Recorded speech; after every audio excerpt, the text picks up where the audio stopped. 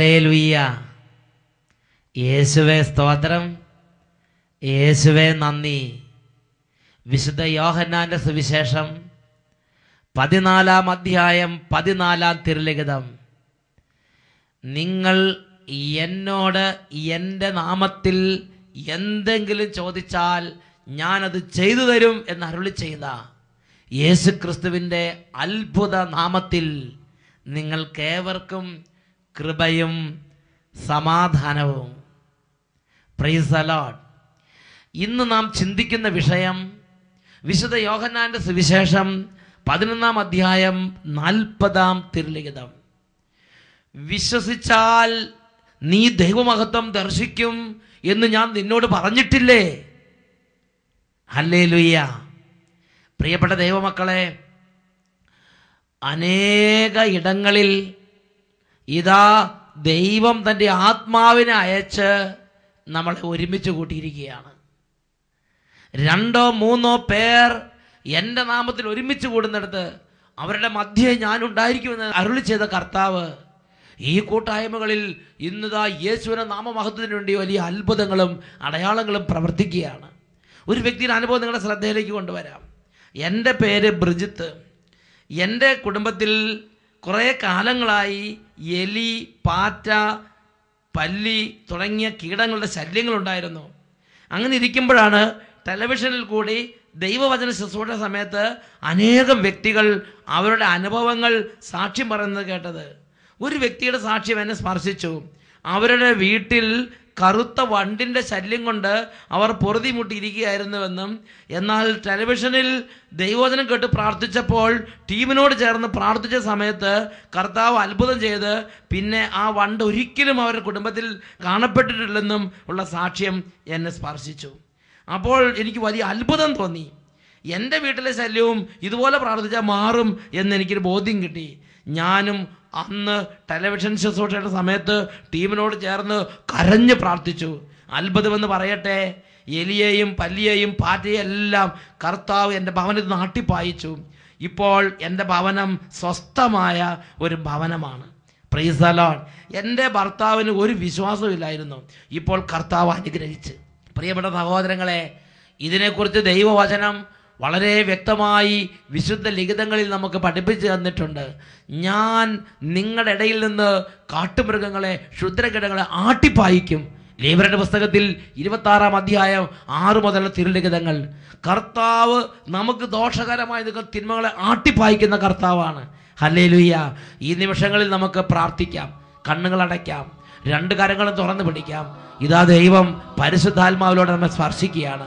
മകനെ, മകളെ, നിന്റെ അവിശ്വാസം നീ ഇപ്പോൾ ദൈവസന്നിധിയിലേക്ക് സമർപ്പിക്കുക. ഈ പ്രാർത്ഥനയുടെ സമയത്ത് എളിമപ്പെട്ട് കുടുംബം ഒന്നിച്ച് വലിയ ആഗ്രഹത്തോടെ പ്രാർത്ഥിക്കട്ടെ. അവിശ്വാസിയാകാതെ മകനേ, വിശ്വാസിയായി വേഗമണയൂ. അടയാളം തേടാതെ വന്നാ വിശ്വാസ വഴി ഞാൻ തെളിക്കാം. അവിശ്വാസിയാകാതെ മകനേ, വിശ്വാസിയായി വേഗമണയൂ. ദൈവമേ, അടയാളം തേടാതെ വന്നാ സ്പർശിക്കണമേ. വിശ്വാസ വഴി ഞാൻ തെളിക്കാം. ഓരോ ഹൃദയങ്ങളെ സ്പർശിക്കണമേ കർത്താവേ.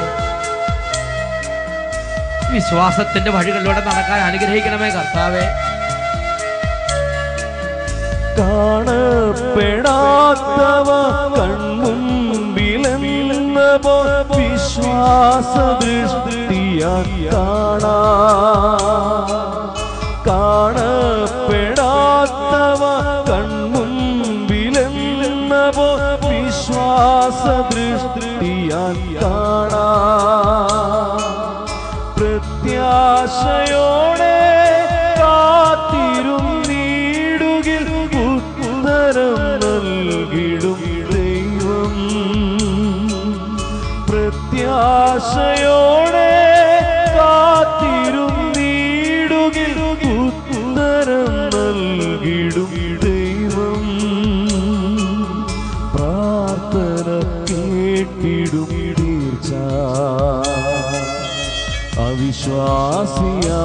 തേടാതെ മകനേ വിശ്വാസിയായി വേഗമണയൂ. അടയാളം തേടാതെ വന്ന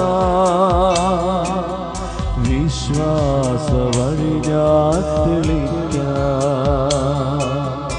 അടയാളം തേടാതെ വന്ന വിശ്വാസ വഴി ഞാൻ തെളിക്കാം. വിശ്വാസ വഴി ഞാൻ തെളിക്കാം.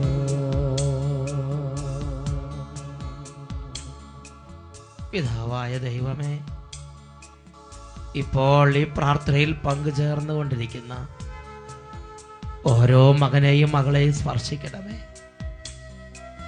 ലോകത്തിൻ്റെ പല കാര്യങ്ങളിൽ വ്യഗ്രതപ്പെട്ടു ഓടി ജീവിതത്തിൻ്റെ പാതയോരങ്ങളിൽ വെച്ച് ആത്മീയ അനുഭവങ്ങൾ നഷ്ടപ്പെട്ട് വിശ്വാസം മങ്ങിപ്പോയി വീണ്ടുണങ്ങിയ മാനസങ്ങളെ ഇപ്പോൾ സ്പർശിക്കണമേ പിതാവേ.